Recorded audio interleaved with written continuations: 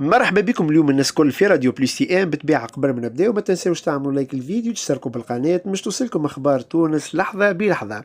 قررت دائره الاتهام المختصه بالنظر في قضايا الفساد المالي رفض طلب الافراج عن الوزير الاسبق للبيئه رياض المؤخر. ويذكر ان قاضي التحقيق بالقطب القضائي المالي كان قد اصدر منذ 5 اشهر بطاقه ايداع بالسجن في حق رياض المؤخر وإطار سابق بالشرطة البيئية على خلفية أبحاث تتعلق بصفقة تزويد الشرطة البيئية بسيارات إدارية. كما قاعدين تسمعوا، دائرة الاتهام المختصة بالنظر في قضايا الفساد المالي رفضت طلب الإفراج عن الوزير الأسبق للبيئة.